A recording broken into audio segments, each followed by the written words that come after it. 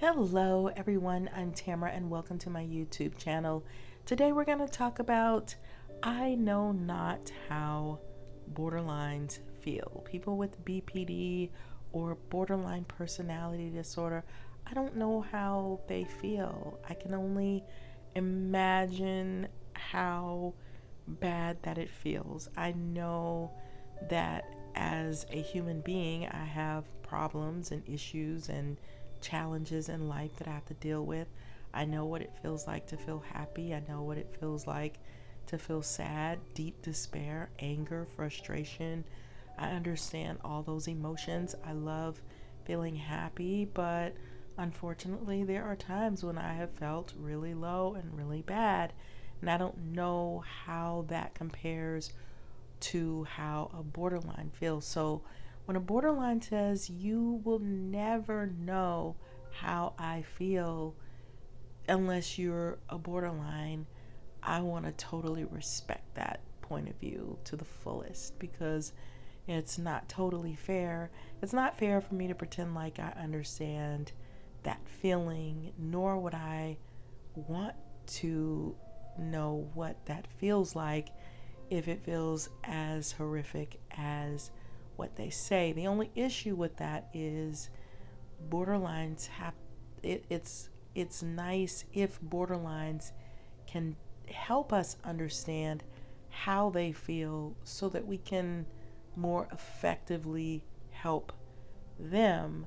So if you don't convey to us or try to give us an understanding of what it feels like to be a borderline, then it's difficult to really go in the right direction when it comes to giving support or helping. My question to borderlines is, do you feel bad all the time? Is it 100% of the time? Or is it just part of the time? Does it come in and out? And if you're a high functioning borderline, do you feel worse than what you project? Because I see people that I think are high functioning borderlines that appear to be happy and calm and go with the flow and doing okay. Is that just totally faking it? Or are there times when you are busy with work or within an organization and you feel just fine? You don't, there are no triggers, there's no triggering of splitting or rage or all of that. So here's the thing about me. I started realizing, I guess, maybe a couple of years ago that I'm very much attracted to borderlines. I usually reel them in, or I just not even reel them in, but there's something about them that I find very attractive, that I am drawn to, that I really like. I could find myself easily in friendships with people with borderline personality disorder. And I think there are a couple of reasons for that. One, I think there's borderline personality disorder in my family. Sorry, I'm a little hoarse today. Honestly, not feeling that great today, but this is on my mind. And sometimes when you're thinking about something, you just want to talk about it. You want to express it. You want answers. You want to figure some things out. So, yeah, so I am naturally very attracted to borderline. So, if there's someone that I feel drawn to, like really drawn to, there's a possibility that that person might have borderline personality disorder. So, one reason for that is I think I have some family connections with that. And the second thing is I'm very codependent, and I'm just now learning that. I took some trainings on codependency and started to realize, wow, this is an issue. So, people who are codependent have a lot of work to do on themselves as well. A lot of healing. Sometimes they don't know where you start and they stop. So, that's an issue in itself. Here is sort of the ugly truth about me being attracted to borderlines, and you might not like this, but I have to go into super self protective mode, and I try to identify it quicker now than I used to so that I can get out quicker. Because, A, I don't want to hurt the borderline. I don't want them to be sad. I don't want to frustrate them. I don't want them to set them up for false hope or for a friendship that is potentially not going to last.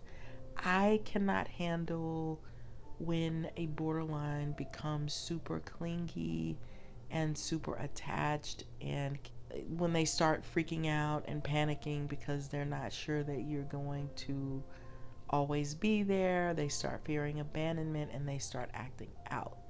I cannot handle that. So that's when I pull away. So that's why I say, just to protect myself and everyone else, if I suspect borderline, I get in and get out.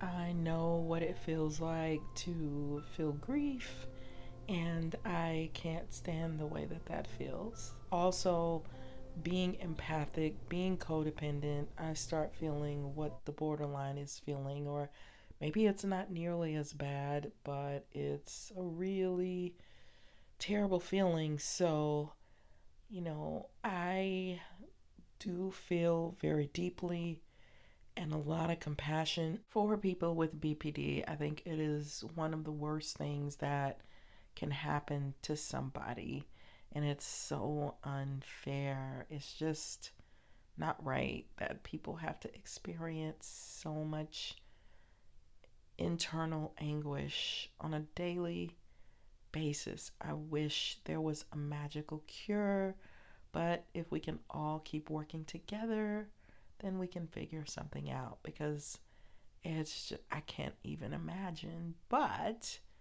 I do want to offer you hope. And, no matter who you are in life, there are going to be struggles, there are going to be challenges, there are going to be difficulties, there are going to be things that can give us all great grief and sorrow and sadness, and we have to learn how to deal with it. And it's a fight. It's something that you have to decide that you don't want to continue feeling the way that you feel, and you have to start figuring out some ways to feel better and do better. And that's a lot of hard work, and it's not easy. I wish there was a way to make it easy. I think medications can take the edge off. I know some people are against that and they feel like it, but it helps. I mean, medication helps non BPDs with anxiety, depression. So I have seen people with BPD take medications, and it definitely takes the edge off, and it helps their interactions with other people. It makes it better. So why not take the edge off and do therapy in combination with that? Like, don't just take the medicine, but actually do therapy. And with someone who understands BPD and who knows how to treat it, and you put forth true effort, not just I'm connecting with someone. And I'm only saying that because I've heard borderline say that there are times when they would go to therapy and it's just about connecting with someone else and not really doing the work. Like, you have to get in there and really, really do the hard, difficult work. But yeah, I don't know how you feel, but I want to know, like, do you get a break? Like, are there times when you feel okay? What are some things you can do if you're a borderline? What kind of things have worked for you? Like, I mean, and I like I said, it's sort of like if you're a black person or if you're a woman, and if you're a man, you will never fully understand what it's like to be a woman. Or there are cultural differences all over the planet that none of us will fully understand each other, no matter how hard we try. But we can do our best to give respect and understanding and use as much kindness as we can. So I don't want to be trivial, and I don't want to be insensitive in the things that I say, but what kind of things help? Like from the simplest things, like a cup of hot tea, or,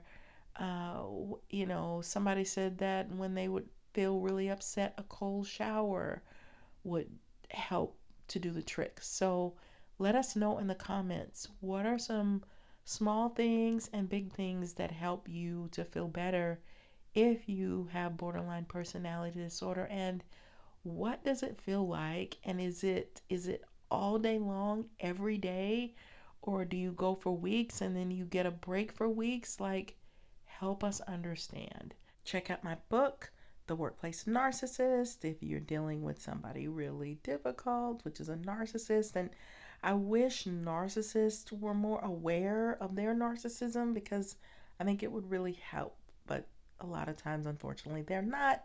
So we have to understand as much as we can so that we can cope. So check out my book.